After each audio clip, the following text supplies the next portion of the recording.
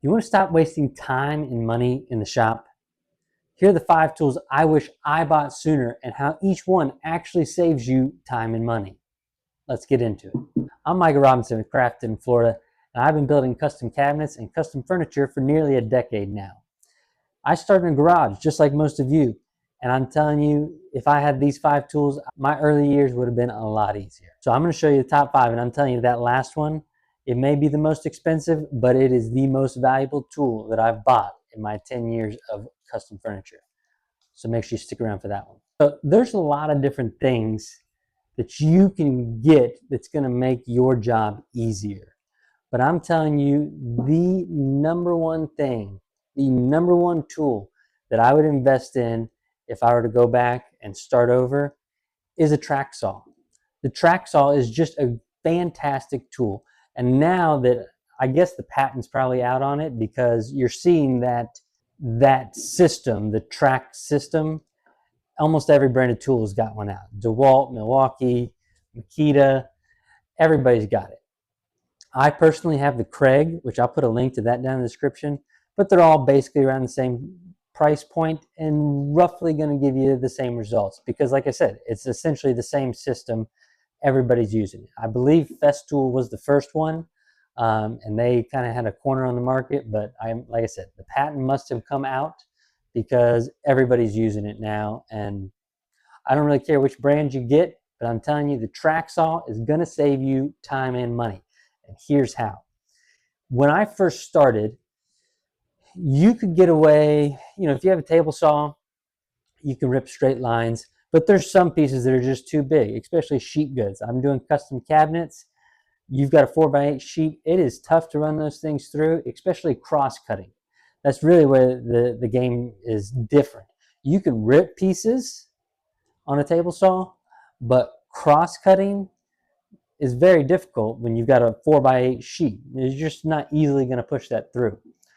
So that track saw is going to make your life a lot easier.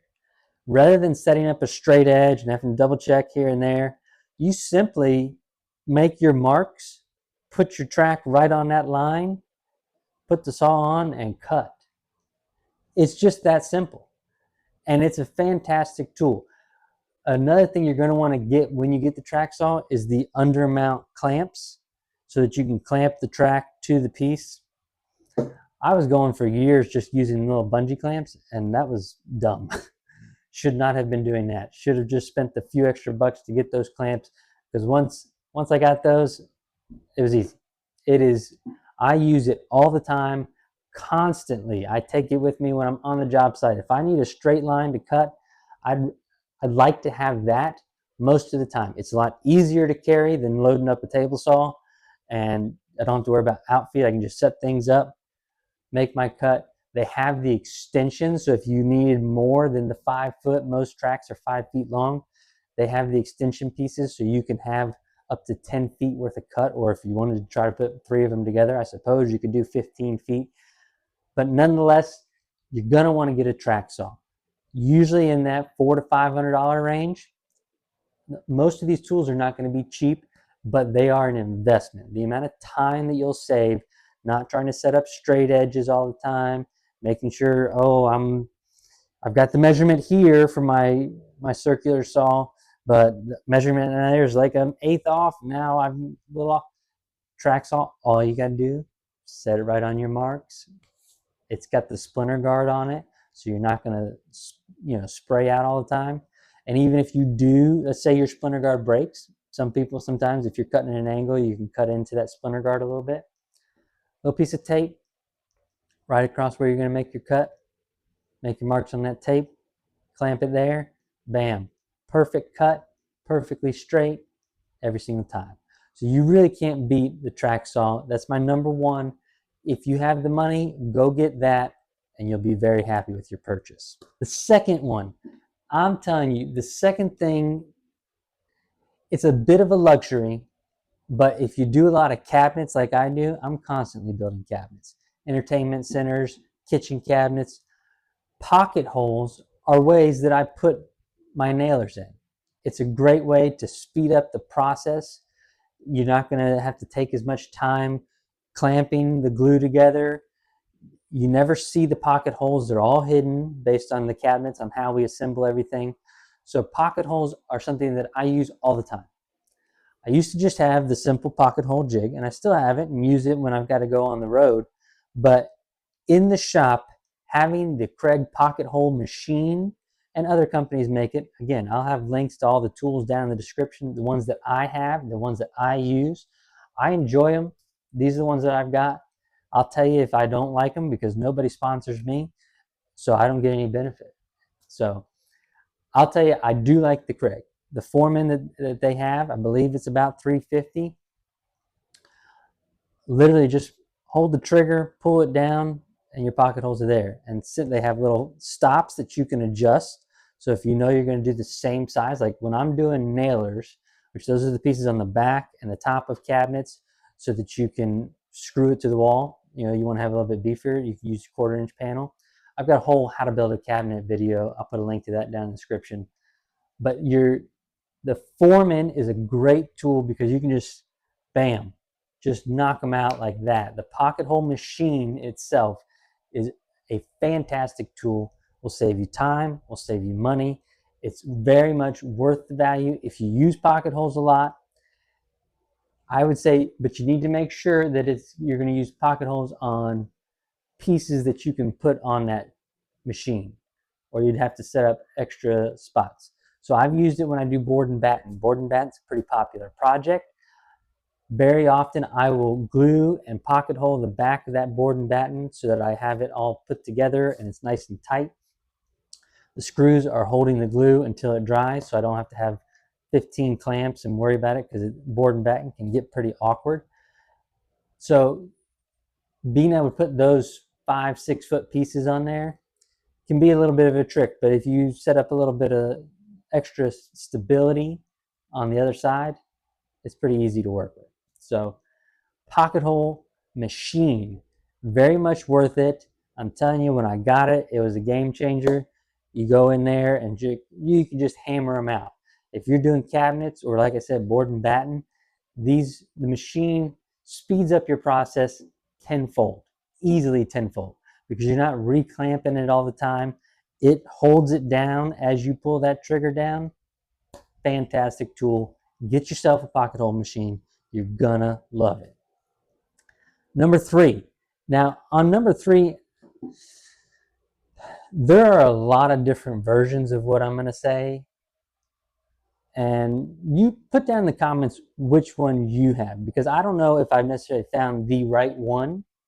But I can tell you, having a paint sprayer, HVLP is what I like to use, is night and day difference from when I first started trying to finish things out. When you're putting paint or clear coat finish on something, you want to have that spray application. It's going to make your piece look a whole lot more professional. You can roll it on. There's other products that you can put in your paint that'll give you more of a spray look finish. Flow Trial is one of them. You can find that at any of the big box stores. It'll help get rid of your brush marks and roller marks, but a spray finish is much faster and it looks better. So an HVLP sprayer, I've gone through a couple of different ones. I've used Fuji, I've used Wagner, I've even used some of the cheap ones from Harbor Freight, and I tell you, those are some of the ones I like the most because they're the simplest to clean and work and all that stuff. Downside, it's pretty much all plastic. There's not a whole lot of strength to it, so if you're a little too rough with it, it's going to break. But because it's so simple, there's not a whole lot that can break on it, right? So there's kind of a give and take. I've used some nicer ones. Like I said, that Fuji was a pretty expensive one. The parts are small, but you do get a nice finish. I don't know. I haven't found the right one, but having one is very important. You're gonna want a sprayer. You get, like I said, a much better finish. You're gonna get a much nicer look, and it's just so much faster than sitting there and brushing and rolling your projects. Get yourself a sprayer. If you find one that you like, leave it in the comments below. because like I said, I'm still looking for the right one, but you need one. You go get yourself a paint sprayer. Number 4, this one is very versatile, and I like it for many different reasons, but the biggest thing that I use it for are my cabinet doors, and that's a router table. A router table is a bit of an investment. You can DIY one if you want. If you wanted to just make your own, you can use all sorts of different routers will fit under there. You can basically just make the hole and all that and make it adjustable if you want, or take it off and put the new bits on. However you would want to do it. I'm sure there's a lot of videos out there. I haven't personally made one. I went ahead and bought one.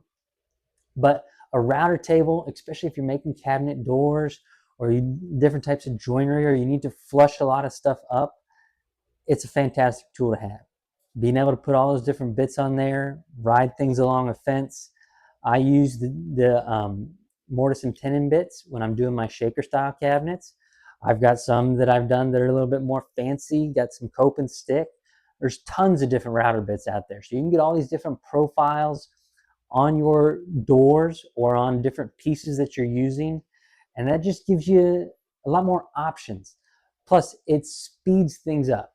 So having all those options means you can offer your clients more.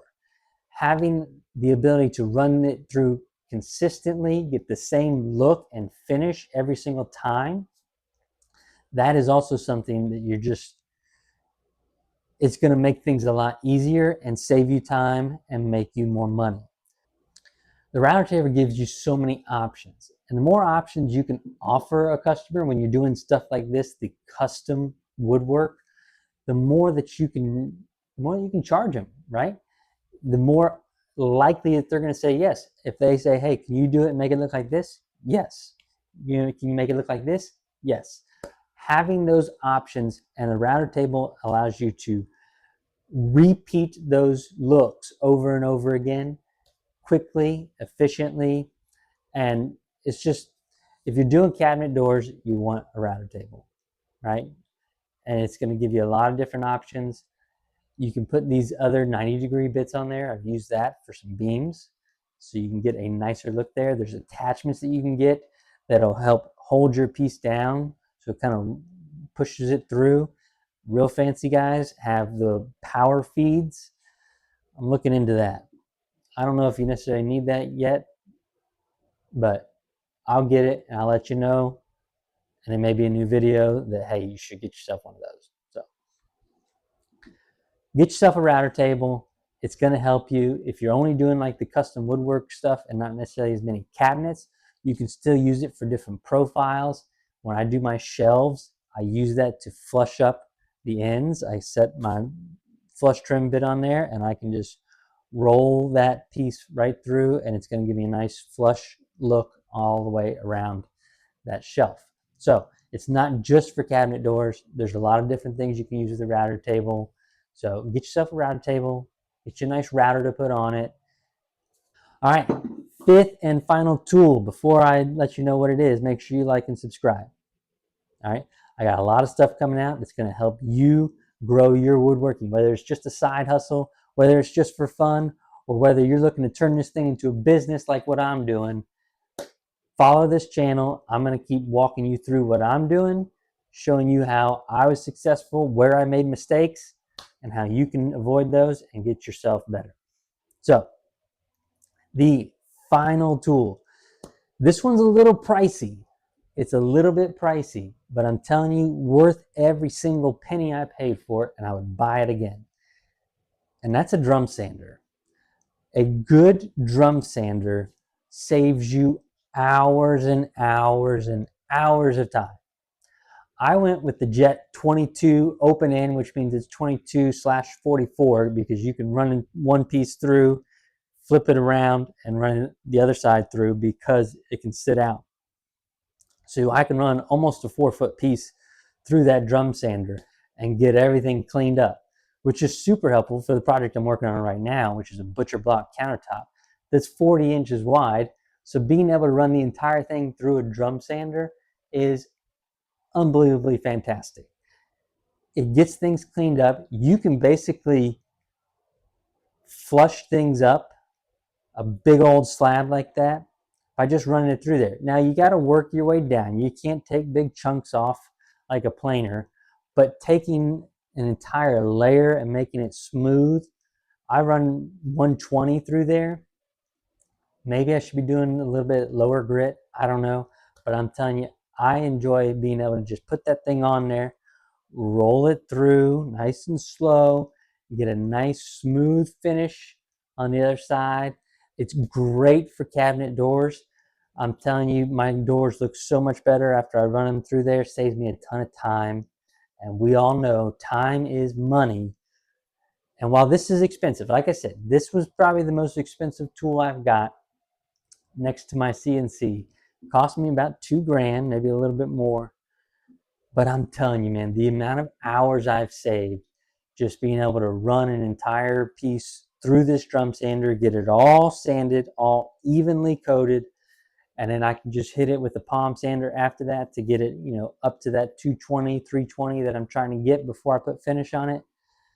It's so, so nice.